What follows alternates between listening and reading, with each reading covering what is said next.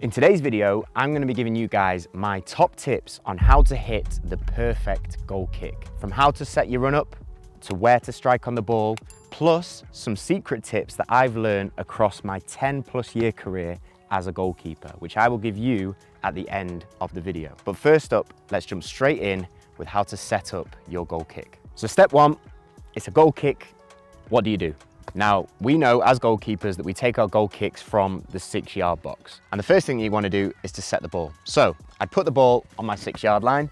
Let's pretend I've got a 6-yard line right here. And for younger goalkeepers, one of the things that they struggle with is getting height on their goal kicks. So one top tip that you can learn as a younger goalkeeper especially is to try and find a little tuft of grass where you can balance the ball, which gives you a little bit of more of a chance to hit underneath it. You don't want to put the ball in a divot or in a hole because it's going to make it harder to get underneath it. You want to find a nice lump of grass to balance the ball on, which for younger goalkeepers especially will allow you to get underneath the ball with your strike. So once we've set the ball, we now want to have a look at our run up. So I put the ball down.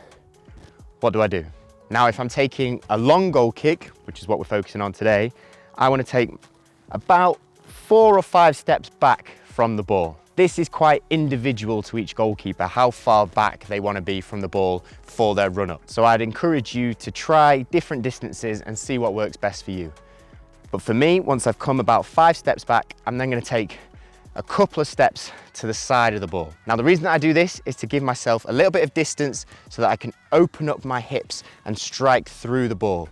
If I'm too closed off on my run-up, I'm striking straight in front of me and it's hard to get height. That would be more like a shot. By coming out here, when I strike the ball, I can lean to the side, get my foot underneath it, which allows the ball to rise. So if we run through it again, I place the ball down and I take 2, 3, 4, 5 steps back and a little step to the side. That's my perfect run-up angle on my goal kicks. Now, when you're actually approaching in your run-up, you don't want to sprint at the ball, you don't want it to be too fast, but you want to run into it and you're looking to place your non-striking foot to the side of the ball. For me, I'm going to hit with my right foot, so my left foot is going to be to the side of the ball, and I'm going to strike through and underneath with my kicking foot. Obviously, if you're left-footed, this would be swapped over, and you would be on the right-hand side of the ball for your approach. Right, this is going straight into that field.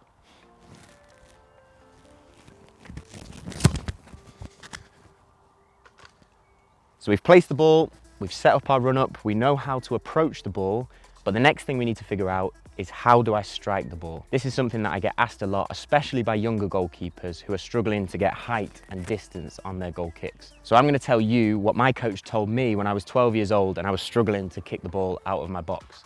And the first thing that we want to do is we want to have a look at our foot. Now, there is a big bone in our foot which runs from our big toe up to our ankle. It is the biggest bone in our foot, and this is what we want to use to hit the ball. We don't want to use our laces, we don't want to use our toe, we want to use this big bone which runs up the inside of our foot. Now, what I'm going to do is when I approach the ball and I hit it, I'm going to turn my foot out like a ballerina. I'm going to open it up as much as possible and I'm going to strike underneath the ball with that big bone. What that's going to do is it's going to give backspin to the ball and it's going to give it height. This is the key tip to learn, especially for younger goalkeepers when you're trying to improve your goal kick. Turning it out and opening the foot will give it the height that you need.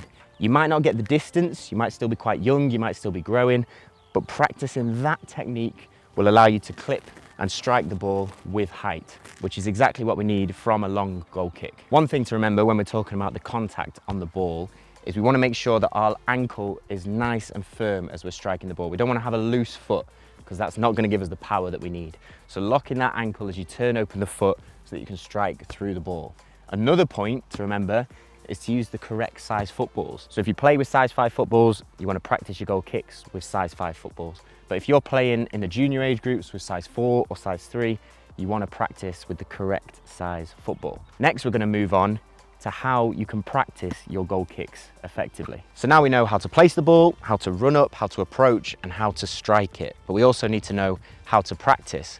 There's no point us hitting hundreds of full-length goal kicks because that's going to cause us to get injured. One way that you can practice quite efficiently is to just use a net. So instead of kicking for the full distance of a goal kick, You're just going to practice that contact directly into an 11-a-side or a 9-a-side goal. This is great to do after training for 4 or 5 reps, just so that you can keep that feel of how to connect with the ball properly. So we'll do the exact same thing.